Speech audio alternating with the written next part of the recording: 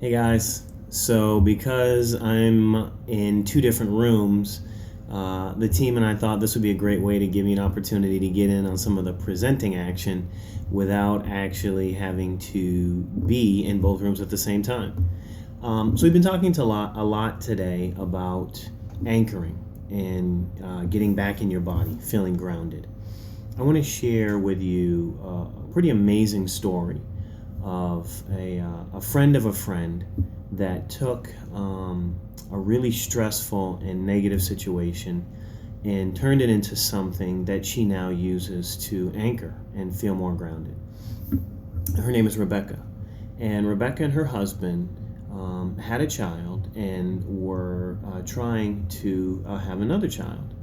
And upon conception of the baby and pregnancy, some early tests revealed that her baby had, among other things, had tested positive on the autism spectrum and also had significant cardiovascular problems, serious heart problems.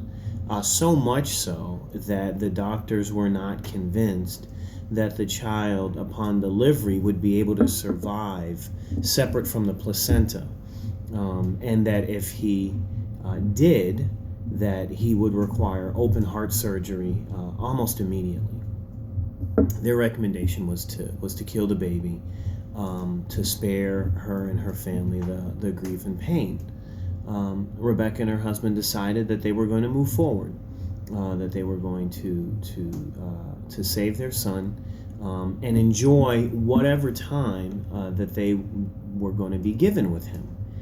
And so because of that, they chose to give birth at home, hired a midwife. The pregnancy, as you can imagine, was difficult and stressful, but upon delivery, Joey miraculously survived.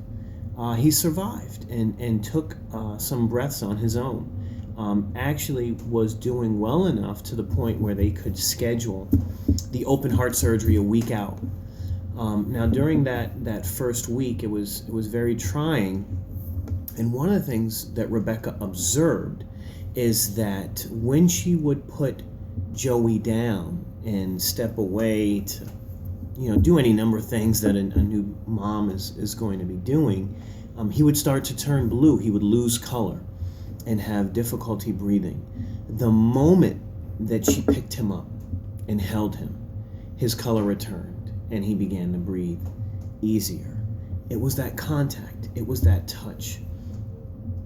And one of the things that Rebecca was trained to do is in these moments, this connection between mother and son, those moments where her love is just overflowing and pouring out to the extent that she can barely contain it, to do something to anchor that feeling. And so she would squeeze her thumb every time she held him and brought life back to him. She'd squeeze her finger and anchor that feeling, anchor that sensation, anchor that moment in her body.